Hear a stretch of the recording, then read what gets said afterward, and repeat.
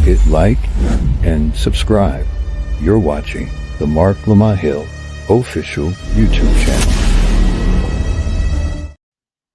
Greetings, everyone. Hey, we are back. If you're here, then it's Saturday morning. If you're here with us live, it's Saturday morning. And I am your host, April R. Silver. I'm the host of Ascending. Welcome back, everybody. Good morning, Ekaro. If you're watching later, greetings. I'm so happy to be back with you for another dynamic episode of Ascending. You all know we've been here. This is episode number 7, and I'm having a ball, and I'm so grateful. So I want to give you a moment to tell your people to come into the room to get settled. We have an amazing show yet again. I'm so excited to be bringing these timely topics, these important matters, these critical matters, and we're bringing them in a way that we get to the root of the matter, and then we break ground, and then we push forward. That's the whole concept around ascending. So today we have the founders or co-founder, founders plural of Liberation Farm, the co-founders of Black VegFest. I'm excited to say that the guests that we have today, they've been on this channel before, like this time last year, they were on Night School, and that was an amazing conversation about Black veganism, about food sovereignty, about Liberation Farm and what that is, and the state of Black farmers. And there was a lot of smashing myths and bringing some truth and a lot of historical context. So we have those guests back because a lot of things have happened since this time last year when they were on Night School. Shout out to everybody from Night School. Say who you are, everybody from Night School. Say who you are. Tell us where you're from. All that good stuff. I don't read the comments in real time, so tell it, say it now so I can read them later. But thank you to everybody from Night School. Thank you to everybody from Put on Blast that's here, all of my family and friends. But I'm excited for those who didn't see them last year. I'm still excited for those who saw the oration, right? And be sure to put your questions. We're going to get to some questions as best we can. But I want to bring to the stage right now my esteemed guests from Liberation Farm. This is the husband and wife dynamic duo, right? We have OMOWALE and Nadia from Liberation Farm, from Black Veg Fest. Let's welcome them to the stage. I wish I had like some hand claps in the background. There you are. How you doing? How are you, family? Doing good. Not bad. Peace. Great to be back. A little nervous, but good. No. No. This is all love. This is all family. This is all good. I'm so excited to have you back. Let me adjust my screen for a moment. Yeah. So, yeah, no, this is my honor. Like I'm like a 5-year-old right now because I get to help escort and help amplify what you all have been doing for so long. As Black farmers, like straight up at your core, you are Black farmers. At your core, you are activists. At your core, you're organizers. You're a husband and wife duo. Your parents, you're doing all of the things.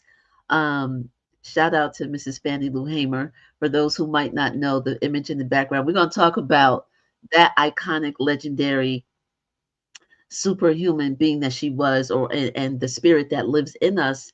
But you're historians. I say that because you're historians as well. You're bringing context. So what I want to talk about today and have you all further articulate what you've been doing for decades now, right? Is the importance of farming, right? The importance of taking care of our land, taking care of our bodies, your choice to be vegans.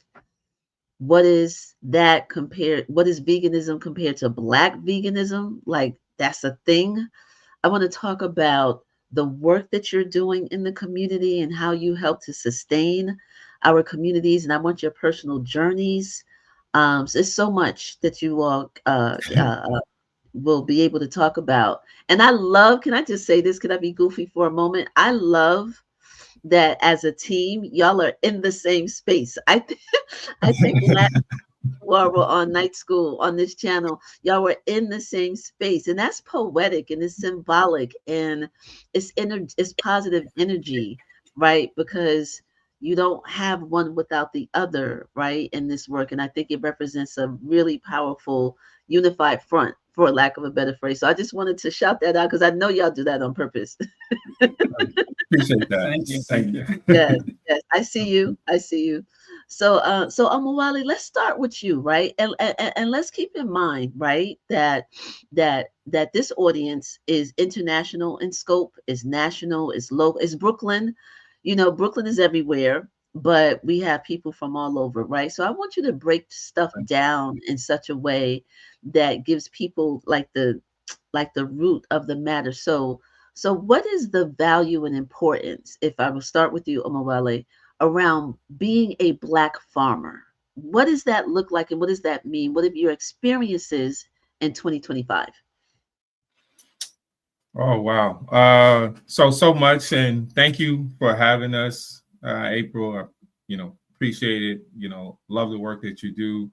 And being a Black farmer right now, especially where we are, less than 1% of Black farmland, in trying this work and trying to communicate to our community at the very same time. I just realized the name spelling. But we are a community that is going to lose, our land.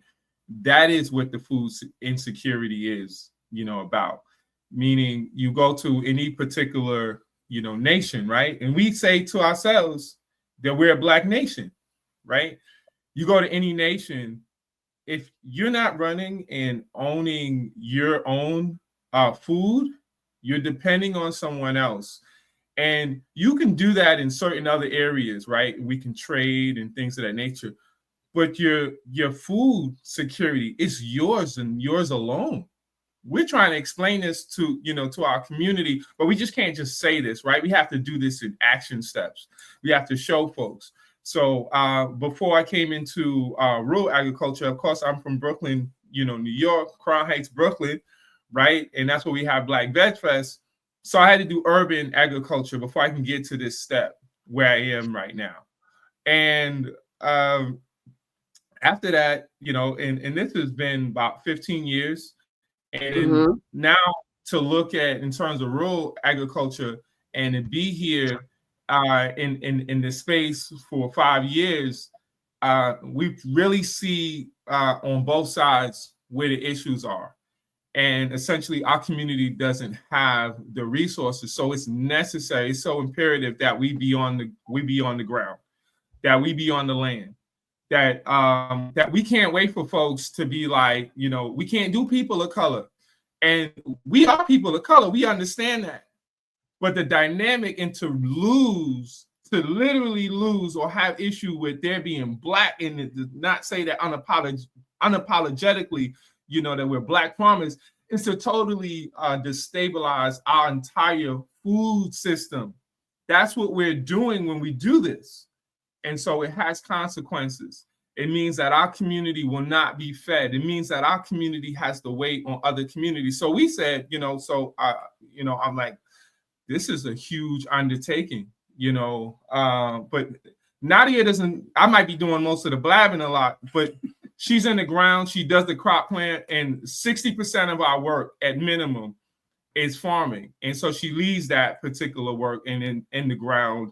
And developing to do a crop plan, for a whole season is a lot of work. You talk to any farmer, and so it's a lot of passion that we bring to this work, and it's so necessary that if we don't actually control our own food system, we will be in a huge problem, Right. and we'll be in trouble, really. Yeah, that's real. Nadia, what, from your point of view as a Black farmer as well, what is the thing that people misunderstand the most, in your opinion, about what it means to be a Black farmer? Yeah. Let's start there. That's a good question. I feel like what people misunderstand the most is representation. If we're 1% of farmland, 1% of farmers, we don't have the cultural representation in our community as far as food, like what we know to be, nutrient dense for ourselves. We don't have, in certain areas, you're not going to find okra. In certain areas, you're not going to find callaloo, and that is where the connection comes in. When we support Black farmers, people who are like us, we know that we will be bringing our resources, the things that we know our community needs and wants, to our produce, to our grocery stores, to our bodegas, and all these aspects. If we're not involved in our food and figuring out what is needed, transportation, even the education around agriculture, we allow other communities to dictate what we eat. Mm-hmm. And that's not always in our best interest. How did you even, this is for the both of you, right? So I'm gonna switch it to OMOWALE first. How did you even get involved in Black farming? Like, you're from Brooklyn, you know what I mean? Brooklyn, Crown Heights, right, OMOWALE? So how did you even... We come to this, also just being an organizer, I've learned to understand my story a whole lot better, because I come to this work in terms of, our people being able to find, what are our issues? What are our conditions? What are our problems? Okay, well, how do we solve them? And then we start creating solutions, right? I think this for our community. Nothing we're doing is new stuff. I just want to say that, in terms of the way how we shop it up, might be different. But I've seen this in our community where we are going ahead. We'll go in the community and say, we'll take over this particular, plot of land, which is a small piece, right? And we'll be trying to grow food that we don't normally see in our grocery stores. And so that's where it starts. It starts with like, well, we're not getting enough greens, and I don't have even a thought about growing tomatoes. I'm going to go to the store and go ahead and buy tomatoes. When I learned how simple and easy some of this is, right? You have to learn some of growing techniques. However, basic growing, you can start with herbs and you start learning. And so when I started that process, and that took me to Black VegFest, also having heart disease, at 15, or hypertension, that can lead to heart disease, right? I had to, think about, solutions. So our community really addresses things based on, and we've had to, right? In terms of this, struggle, we can go ahead and just, pick out certain tools we have. We have this incredible tool belt that we have but it comes from organizing organizations who've been doing this for a very long time. We don't have to we don't have to reinvent, and even if we are, we can go see some of these organizations that exist in the world. Malcolm X movement, remember, that's an organization, and other organizations, the Uru movement. So yes, we have a little bit of choppiness with your audio feed. So I just want to. What I did hear is that you shouted out Malcolm X grassroots movement. I know that. But I did hear is that you talked about your own health issues, hypertension and heart disease as a teenager. That was part of what got you to seek remedy, right? And that was a part of your journey, and that it's not hard. I heard you say it started with basic stuff like learning to grow herbs, but it was your drive. It was your drive, and it was your organizing background that led you to, from concept to reality about how to take care of ourselves. But I want to come back to your health issues as well, which I know led you to not just being a Black farmer, but changing the way you eat and what you consume. So I do want to come back to that. But Nadia, I want to ask you the same question, right? Like, how did you come into Black farmer? You're a native New Yorker, right? I am remembering that part, right? How did you, in this urban city, this urban jungle, how did you even come to this? Lack of, proper, healthy food. I started as a young mom. I had my first child at 17. And not having, like, we had a KFC on a corner. We had a McDonald's on another corner. We had Chinese food on another corner. We had to walk very far to get a grocery store, So, but we have all these fast foods right next to us. Even going to WIC, even going to getting food stamps, you don't hear and you don't get the information you need to have a healthy, balanced diet. You're just giving whatever they want to give you. And this is what I say about not having the control of what you provide to your community, So my mother used to grow in a front yard. She didn't grow vegetables, but she grew flowers. So that kind of always sparked me. I was always interested in that. And then, meeting OMOWALE and him doing urban agriculture really kind of pushed that, connected the dots for me, knowing that I have a part in providing healthier produce for our community, healthier resources, even education, even information, a place where people can actually learn farming, but camping, get back into nature. I've been camping most of my life. So okay, being able to be a part of that and bringing these resources to my community has really kind of pushed me and keeps me actually going, knowing that I'm being that part of helping our community to have a healthier understanding of our food, our nutrition, and starting with the food, starting with the land. Sorry, we got a little bit of a delay, so I'm jumping in, and you froze a little bit. So, but I hear you loud and clear. I love that which is personal, you made communal, like you made it for the community, like your journey became the thing that you wanted to share. So on that note, before we get into some of the other things, OMOWALE, talk to us about your personal journey, a little bit more specifically about why you became a vegan. Because I remember, just as your publicist, proud publicist, we've had those conversations, those prep conversations where you was like, yo, I used to eat the same thing that some of y'all still eat. You know what I mean? Growing up, I think you talked about what your regular breakfast was like before. To start from there and get deeper into where you are now. Well, pretty much, growing up, and I think, my mom really worked, a lot, late nights. I remember coming, early mornings, but different, types of hours.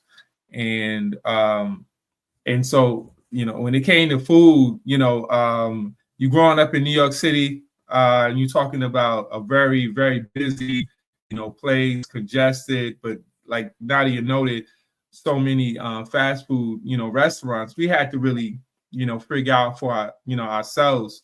So when, of course, this is how we get, illness in our community, So I end up going, vegetarian, and it was that being vegetarian in mid 90s. And trying, my best to really understand with no mentors. I was eating the same stuff, right? I was eating the, same type of, I think it might have been like grits, lots I was of about butter, to say, you bread, talked about greens, grits and white rice. Right.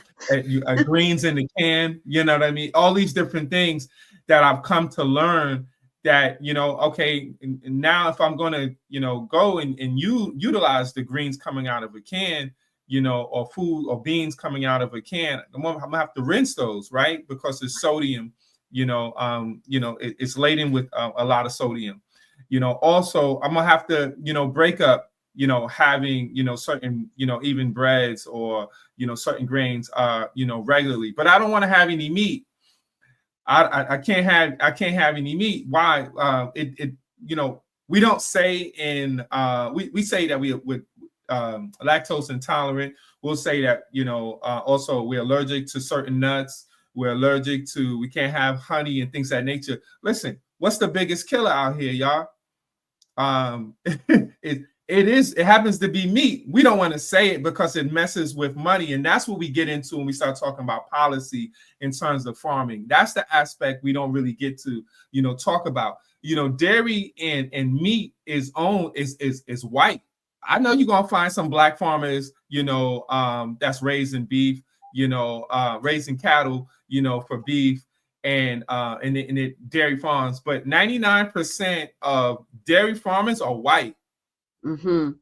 I know you broke that down on, I know on your website. Let me shout out your website, liberationfarm.org, liberationfarm.org. I know you break that down also, but with your journey, what I noticed that and I've said this to you before privately, you all don't do this, right? Like people who are curious about veganism, people who started off and then they went back to eating meat, and they or they just couldn't sustain it, or the complaint that is common that is so expensive. You all don't do the you're going to hell. You know what I mean? You're not forcing it down people's throat, this way of life, this, you know, this vegan way of life. So that's what I respect. And you all, because you didn't start off and grow into a family of vegans, you know that the struggle is real when you got to make those healthy choices, right? When one decides to do that. So I like the way that there's patience that you bring to it. So now let's go with what's on the screen right now. And from your point of view, what is the difference between veganism and black veganism? Like, is that a thing? Black veganism? No, so first people need to understand what veganism. So veganism is it's an ethical concept, you know, where you abstain from all animal, you know, products, but also it's also abstaining from going to zoos as well, aquariums, because that's exploitation. Now, folks might say, you know, why go to? How am I going to educate myself? Well, same way you educate yourself about dinosaurs. You know, the same way. How can I educate myself on animals? And then there's opportunities. Wait, hold on, pause. Yeah. What do you mean when someone says, how can I educate myself? And you say the same way that you educated yourself about dinosaurs. Can you what do you mean by that? Break that down. Right. So we you know, we could read, we could watch videos. There's certain you know, hands-on science, you know, activities to learn about dinosaurs or other animals, you know, as well. But I was also going to bring a you know, big one that's very important that people don't think about is, you know, there are animal sanctuaries as well. So you can go to animal sanctuaries and you can spend time there, and you'll actually learn a whole lot more, and you'll have more of a connection with the animals, you know, as well. And this is a distinction, you know, we don't have in our community. So I want to first get that general understanding that, you know, veganism, it comes from about 1944. However, our community has been, you know, practicing, you know, ITAL. Now, you know, what is ITAL? So ITAL is another way of being vital, and that comes from Rastafarianism. You know, and so this has its history in the mid 1930s, and it's developed quite a bit. But what do we get today? When you go to ITAL, when you find an ITAL, you'll understand that these are foods that don't have animals, you know, in them. You don't have animal, you know, dead flesh, and so that is, you know, a concept that comes from Rastafarianism. So it predates veganism that was, you know, started in the UK. So it's important to know that. Let me interject for a quick second, and I know we're breaking up. ITAL, for those who might not know, or this is new, is spelled ITAL, right? And so what I'm hearing you say, OMOWALE, is beyond the I'm not going to eat meat. Veganism as an ethical concept is I'm not going to support the exploitation of animals. I'm not going to support visiting them, in a zoo. Like all of that is what you're illuminating for people is veganism, not just like I'm not going to eat chicken or dairy products or anything like that. Yes? Right. Yeah, right. And so it's a process, and we give people time, at Black Vegetables. Some folks might say, well, I can't do that. You know what? I said the same thing years before I went vegan. I said the same thing. And I had other people say the same thing to me. You're not going to have a new conversation. Like we're not having a new conversation about liberation. It's re-education, folks. We're not doing new things. And the same thing when we come to, a veganism, essentially, our culture goes to so many different, changes. We develop, we enhance culture. We no longer do female genitalia mutilation, circumcision. Also in terms of even, men, circumcision. In concepts, cultural changes, national, but it's been cultural that we've been able to change certain cultures. Whether we talk about we coming from Sierra Leone or certain cultures in Europe or people, here we make changes. Culture is not stagnant, because sometimes we be like we need cultural.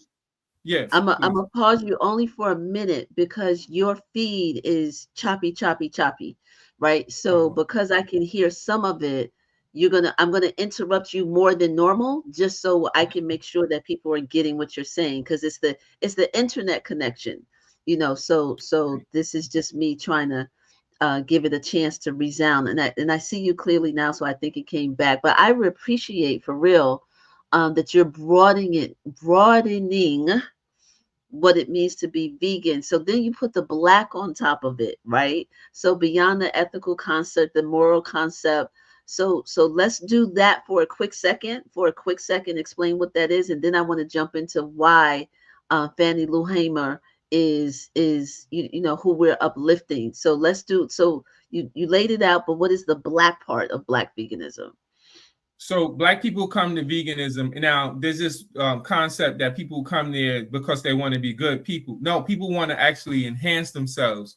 They want to overall. And so the research that I've been able to gather, when I go to liberation organizations, you're going to find a higher percentage of folks being vegan there.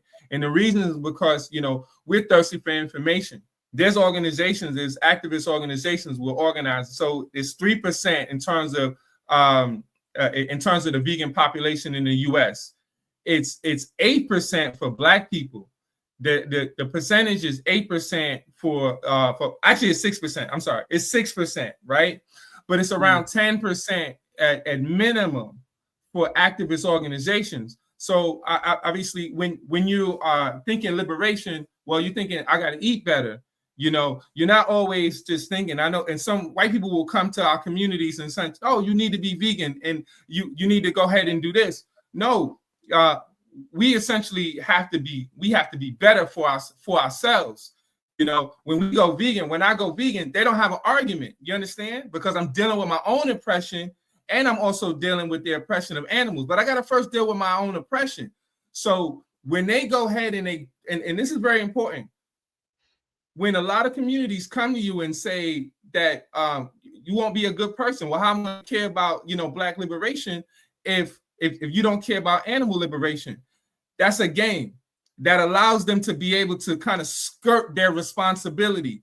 That's what they've been doing is removing themselves from addressing that, because there are Black and brown vegans all over the world. Do not be mistaken.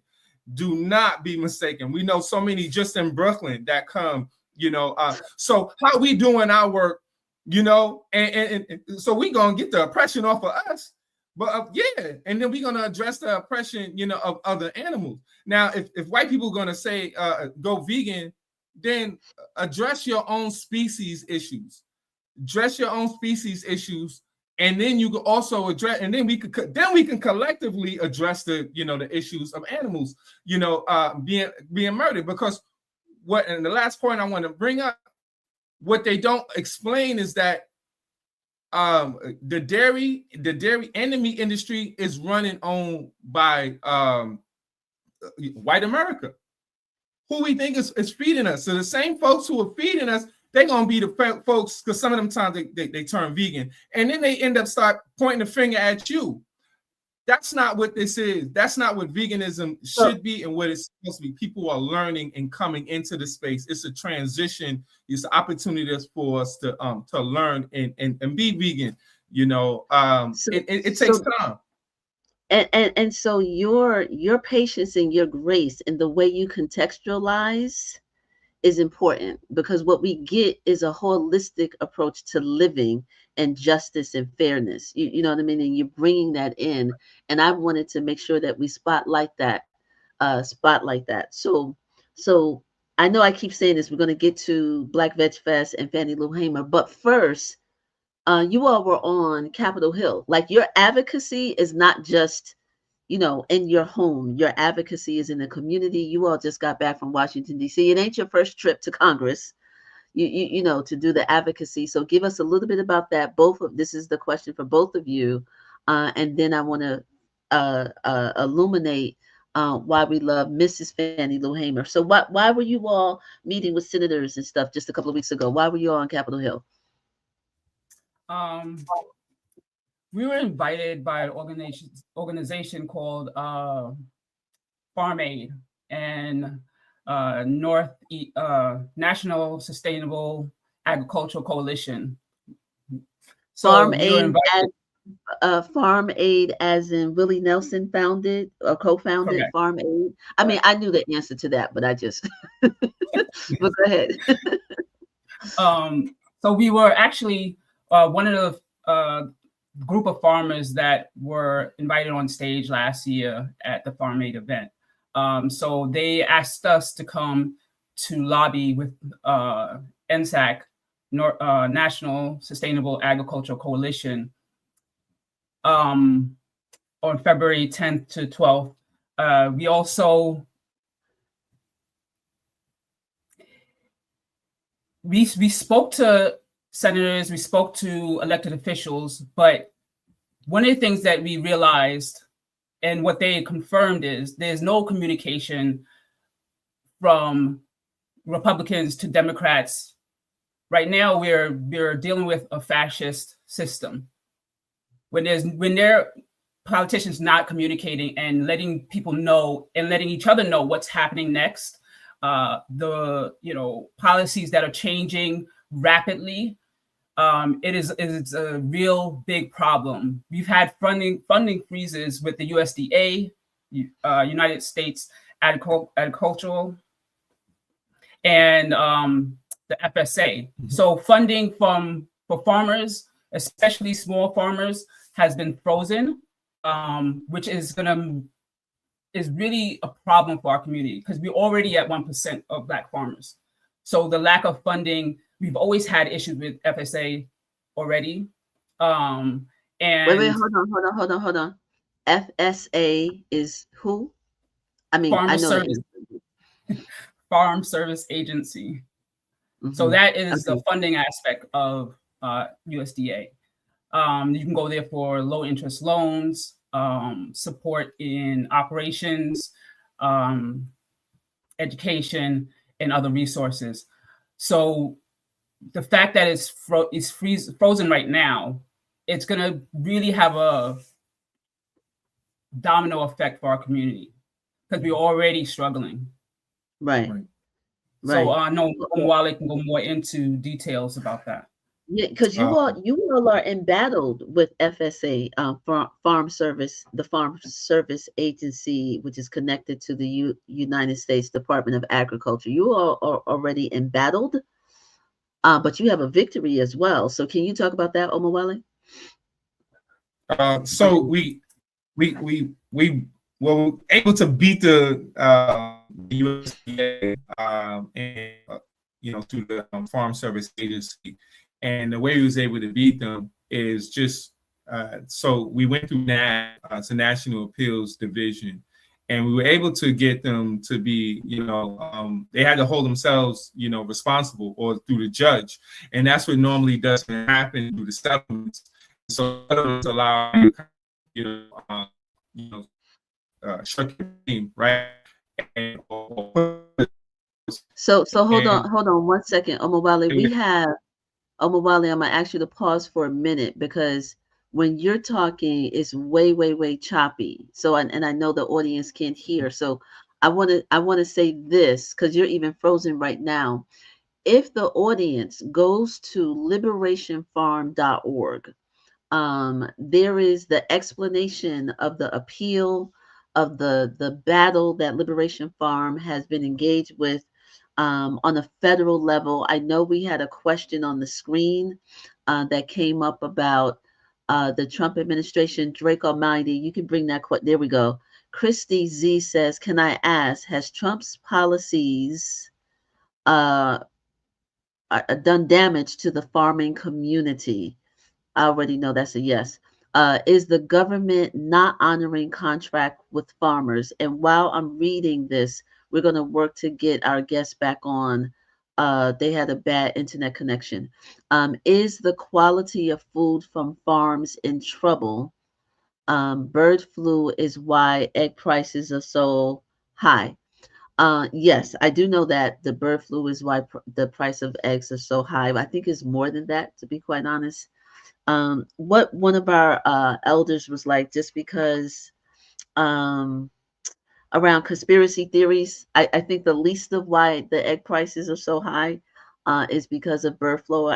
I think that's some of it, but I'm not the expert here. So I know we have lost our guests, and we might have to reschedule, but I'm going to let the producers tell me whether or not they're going to come back on. But I could tell you, so much of what they're talking about is already posted online, right? Liberationfarm.org is where that appeal is. But also Black Veg Fest. Guys, help me. Is it blackvegfest.com or .org? Black Veg Fest. One of the producers can come on. I should know this. Terrible. It's .org. It's .org. blackvegfest.org. Also, they got over 20,000 followers on IG where they're posting this information. So I know that Black Veg Fest, the eighth annual, is coming back to New York City in Brooklyn, August 9th. I do know that for a fact. I do know that if you go to their website, I think they're coming back. If you go to their website, you will see that they have a summer camp for young people. Like, these are organizers that are serious about educating us about what it means to take care of the land, take care of our food.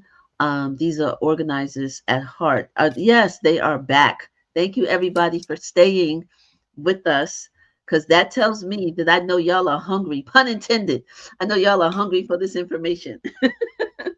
So, Omowale, we're gonna jump into some of the information that Omowale and Nadia, but Omowale, you were talking last. We want to jump into some of the events that are coming up, because I told everybody to go to liberationfarm.org. I told everybody to go to Black Veg Fest as well. I'm hearing some background noise, but can we just close out with this? Let's close out with this part. Fannie Lou Hamer. Tell me if our guests are with us. Fannie Lou Hamer. So one of the things that we know about Mrs. Fannie Lou Hamer, which I think is more than appropriate to talk about on this first day of Women's History Month, Women's History Month 2025. We know this freedom fighter for a lot of her voting rights advocacy work, organizing and mobilizing. We know her as a civil rights leader. I wonder If you have a brief overview of Mrs. Fannie Lou Hamer, do we know that she started the Freedom Farm Collective, the Pig Bank, and all that she did so people can feed themselves, right? And this is a whole moral concept as well, but her hands was in the dirt there in Roosevelt, Mississippi. So so I think you're back. So I want to jump forward because these technical issues. But jump forward and tell us why Mrs. Fannie Lou Hamer is so important to the movement work that you do. Why do you lift her up as much as you do? Omowale, I'll start with you, and then you can toss it over to Nadia. Wow, I think that she did like she was doing everything. I would say the biggest part is that she spoke up. She spoke really clearly about all the issues, and she's the reason why we understand the politics a lot better. Ever since 1964. Being in the Mississippi Freedom Democratic Party and speaking loudly at the credentials committee hearing. And she was, I want to also say, she was the main one that was saying, like, nah, we're not going to take the 2 delegates. They were trying to give Mississippi 2 delegates or Mississippi Freedom Democratic Party 2 delegates, and then give the regulars or the Mississippi Democratic Party with the white party the remainder of the 68 delegates. And so she said, no, I didn't come all the way from Mississippi to come be here and be disrespected. And that's huge. At the Democratic National Convention in Atlantic City we're talking about, for those historians, right, where her work was. But she was like, oh, hell no. and that's the part. And there was a lot of criticism around her. What did she call the NAACP? The National Association of Certain People. Listen. You know what I mean? Because she wasn't polished, right? She wasn't polished. She wasn't, with the college education and, $50 words, when she was doing all of her work, and her hair wasn't always, you can tell that she didn't have a perm, right? Because when her roots was out, that it was that Mississippi humid, hot weather. You know what I mean? So she wasn't polished in the way that America expects its leaders to be polished, right? And she ran into that resistance when she was organizing with the NAACP, and we respect the NAACP. We're not going to throw away all of their years of work. You know what I mean? And the NAACP now is different than what it was in the 1960s, for sure. But she was my point is, she was unabashedly critical, right, of the black bourgeois, right, the black bourgeoisie, and she called them the and I'm no historian, right, but I know enough to know that she was like, yeah, that's the National Association for the Advancement of Certain People, meaning not like me, because it wasn't well received. So speak about the farming aspect. I just wanted to be like, that's why we love her, right, because she was raw and she was real. But what did she do as a farmer that you all lift up, that essence? Talk about that. And that's what really inspires me about her story. She stopped her education around 12 years old. Okay. And I have had learning disabilities my whole life. So, you still have a voice, your conditions, your community's conditions, being hungry and having all this land around you and not being allowed to grow for you and your community makes no sense. You know what I mean? Not being able to take that ownership and mitigate certain things and certain issues that are happening in your own community is a problem, So her getting into politics at 45. Yep. It really inspires me because, like you said, she's not polished. She didn't know all the big words, but she knew what her conditions were, and she knew what was the reason of her conditions. So, but what we're doing is growing produce that really helps our community and supports our community's health, overall health, mental health.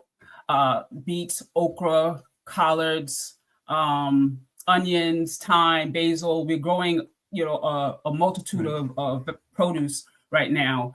And we're also going to be bringing out a farm box, a CSA box, coming out soon to help, support our community in, receiving healthy, naturally grown produce with information in there of how to use it, nutritional value of them, and where you can get some information of if you want to start to grow in your own home, maybe in your windowsill, if you have a backyard. Start with where you are is the point, right? And at the moment that Mrs. Fannie Lou Hamer realized that, yes, political power, yes, we need to be registered to vote. And then she married that with economic development, right? So, but this is what I love about y'all, right? Because she had a whole pig bank. Like that's literally what it was called, a pig bank. Right.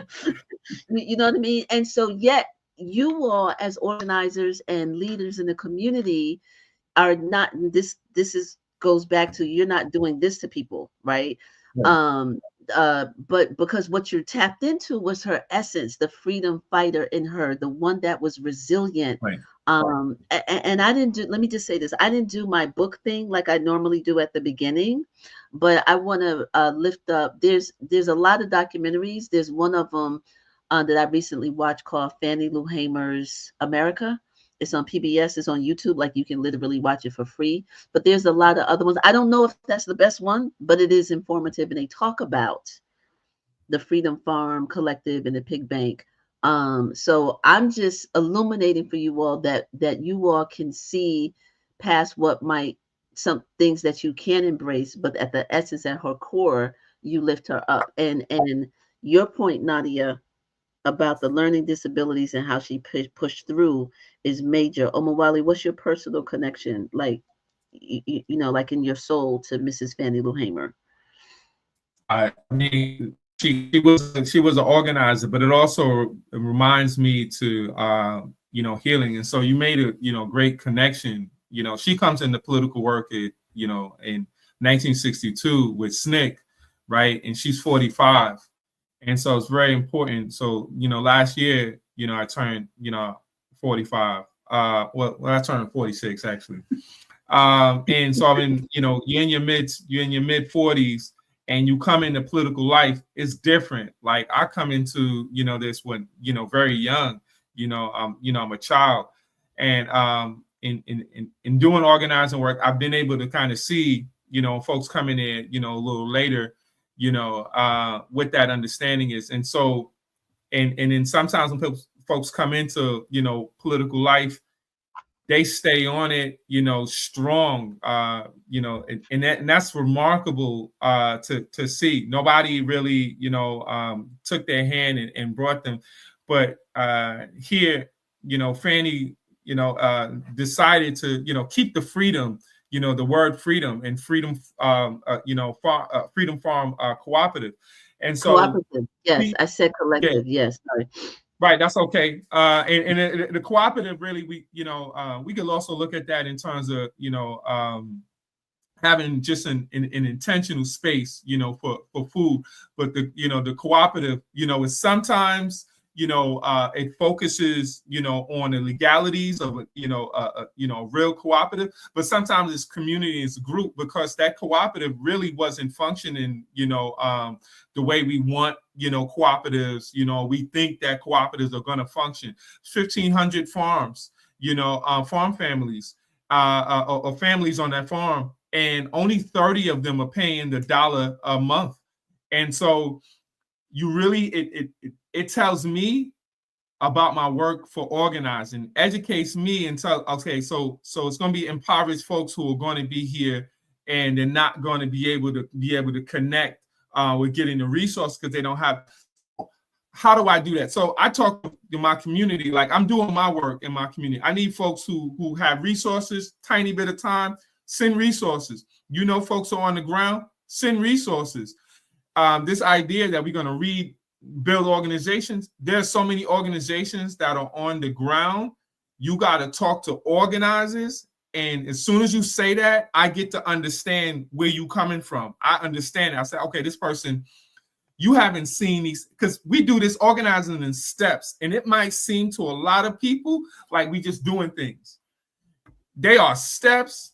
I am a strategist. I systematically step up, all the time, and we will miss steps because we are humans, right? And that happens in organizations. And so in organizations, you will see difficulty in there. You lead that organization, that is, that could be the organization, but most times it's the individual. Because even in our family, we're going to have challenges. Any organization, any group is going to have challenges, but that organization is how we got all our things. This is how we got things. This is how we got jobs. I hear you talking about perseverance. I'm cutting you off respectfully as best I can, but I hear you talking about perseverance, right? I hear you talking about stick-to-itness, right? And tapping into this reservoir of strength. And you can take this journey as a vegan, as a Black vegan, as somebody that wants to show that they give a damn. And then I hear you saying, but you got to stick with it, right? You got to, it's strategic. It's like a seed, pardon the pun, it's a seed that you plant. It takes time for it to grow. Yes. Again. I'm saying, but I know you're going to come back. I know you're going to come back. On that note, you come back and you unfreeze. I don't know if we have, oh, there you are. Yeah. So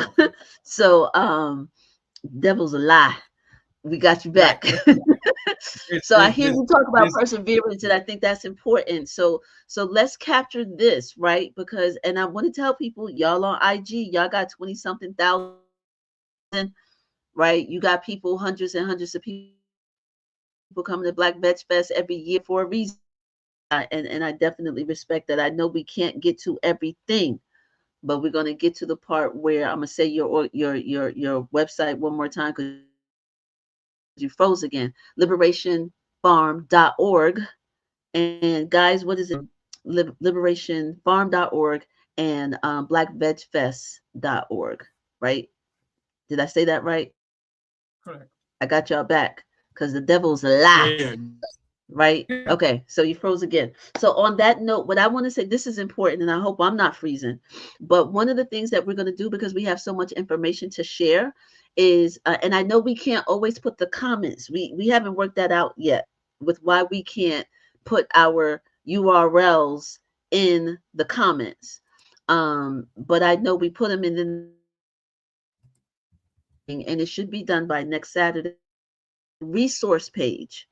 Right? If you follow me on social media, April R. Silver, if you follow my organization, Aquila Works On, some of y'all know who we are, tell others. We are going to build out the ascending resource guest same day, starting next week, and get the resources that we talk about, the films, the books, where to organize, where to get products from Liberation Farm. What reference did we make that we can't put in the comments because they get taken down or whatever, or whatever. That resource page is going to be dedicated to this particular show on the Marc Lamont Hill official channel. The educator in me can't stand it when we can't cite our sources, right? The educator in me can't stand it where you all leave here and you're like, what did she say again? I can't stand it. So my team and I are building that out. So just know and tell your people that resource page should be in effect by next Saturday. I want to give you all the closing words, because you all are back. So OMOWALE, Nadia, I'll start with you as a closing statement, anything that comes to mind, or a reinforcement. And then OMOWALE, I'll turn it over to you before we close out, because we could talk forever. So Nadia, anything you want to super reinforce or announce? Start with you. Well, we have so much happening this summer coming up. We have our youth summer camp. We'll be here at Roots and Culture Farm. We're partnered with Roots and Culture Farm. In New York? In Marlboro, New York. Marlboro, New York. Okay. Right. Hudson Valley. In Hudson Valley. We'll have more information on our website. This is for ages 12 to 16. So yeah, wait, y'all starting with the teenagers? Y'all starting y'all starting with the teenagers? Y'all smart. Yes, ma'am. Y'all are smart. Thank you. So that's on your website already, right? I think I saw that. Yes. Right? Yeah, that's on your website. Yep. So this is a summer camp so teenagers can learn about the land and farming and food and how to grow and all those things. You're starting with children younger than your own children. So thank you. So we can find that on your website. Omowale, I'm gonna turn it over to you for closing thoughts or reinforcements. And also I'm going to talk about more of the work. Also we're going to be focusing on farmland equity. We got to talk about where the farmland or the food and agriculture that we grow and where we're going to grow it, like the land, right? And the fairness of it. Hold on. We had a question. I'm sorry, we had a question. Do you all do farmers markets? Do you all go to farmers markets and people can get your products? That was a question in the chat. I'm sorry to cut you, but can you address that first? We do. We try to participate with some of the farmers markets, but you will see us in Brooklyn doing our own farmers market. We do, if folks probably may have seen us on Eastern Parkway, in Utica, so that's what we most likely would be. But also at with Black VegFest offices, 1958 Fulton Street as well. They get more information and connecting with us in Brooklyn, But I do want to bring up that March 21st and then March 25th, March 26th, and the 27th, we have I'm going to do four, classes. There's a series that's going to be done by Black Farmers United, New York State. They're sponsoring and hosting this event. Virtual? This is going to be virtual, and it's going to be at 6 p.m. on Fridays. 6 p.m. Fridays. You can go to BFU, Black Farmers United. If someone could drop the link in the chat. I see Martha is there, one of the great organizers for Black Farmers United. And you could join Black Farmers United, New York State as well, or NEFOC, Northeast Farmers of Color, Land Trust. So these farm spaces, you could also, even if you're a gardener, you're agriculturalist, you're growing food, horticulturalist, please. In nutrition, food. This is how we organize. This is how we connect, folks. So I'm going to do farmland equity series on those dates, March 21st, 25th, 26th, and the 27th. That's going to be 6 p.m. on virtual Fridays. I love it. I know this information is going to be on your social media. I'm gonna put it on my social media as well. April R. Silver. I'm everywhere as April R. Silver. But also, because we use our social media for so many different things, I'm saying right now again, there's going to be a dedicated page where people don't have to go through everything. So this information will be there because we need y'all. We need us. To be informed and educated and with people who've been doing it that can provide some guidance, right? So that is much appreciated. So on that note, family, we're gonna have you back at some point because Ascending is not going anywhere. So thank you so much for what you do, for the sacrifices that you do that we don't even know about. Y'all got all kind of sacrifices, and I'm sending love to your families. Congratulations to you, proud dad, with your children doing amazing things that you posted on social media. So your children are our children. And so we just thank you and we love you for all that you represent. So on that note, I want to say thank you to everybody. Before we close out, get up in those comments. Tell us where you're from, where you're listening from, what you want to see more of. We're booked for the next several Saturdays. So we got a lot of stuff coming up every Saturday at 11. Shout out to Marc and Princess. Shout out to Drake Almighty, Kevin and Aaron, everybody behind the scenes. Shout out to yourselves for showing up and for telling people, and not for those who don't need my reminders, to tell people about the show and to comment. I appreciate you very much. We will see you next Saturday. Be sure to comment. Be sure to subscribe. Tell your people. Follow me on social media. Everywhere. I'm everywhere as April R. Silver. So on this first day of March 2025, I just want to remind you, as I remind myself, to stand up, stay up, and we'll see you next Saturday. Peace.